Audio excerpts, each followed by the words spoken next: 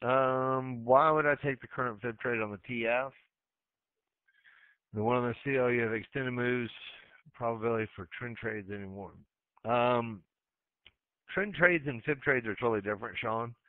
Obviously, fib trade, you're trying to trade from areas and the edges. Trend trades are trades that, as the trend has kind of done what it's supposed to do and get to the targets, become less likely to work.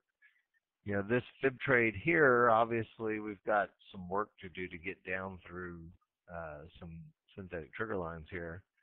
But this is really in line with kind of the expectation for what we talked about, right? Breaking through a fib,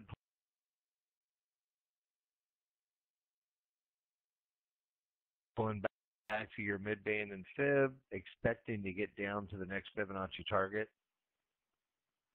And again, you have caution areas here that you're going to have to get through, right? So if you can get through those caution areas, at this point we can get ourselves to a break even or better. And again, if you take the money here at a caution area, I know we've got news out in about 7 minutes.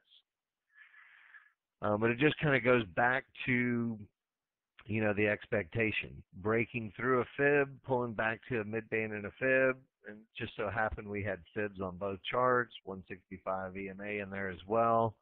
Just creates a really nice opportunity, with both charts saying the same thing, both charts having the same entry areas, both charts having the same targets.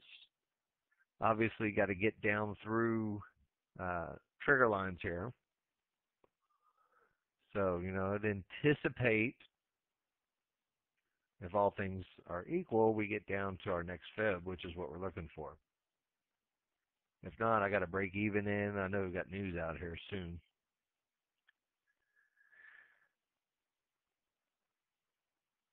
So, like I talked about before, when you get to the outer band, you're expecting it to bounce, right? And that's where, if you look at this chart, I guess it's a good example.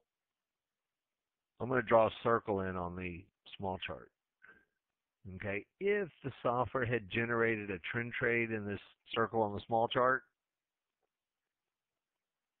that's the trend trade that typically ends up creating divergence and losing. Right, so because you went from your outer bands, and this one's probably not going to follow through anymore, but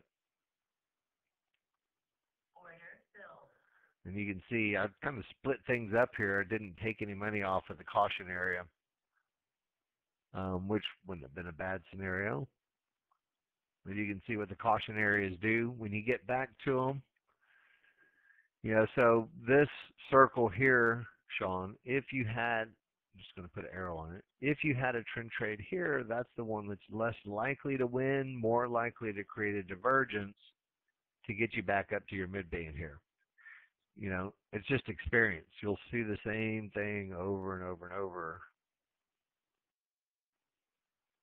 Every once in a while you'll get a trend trade from there that works, but more often than not, they will get back to a higher area.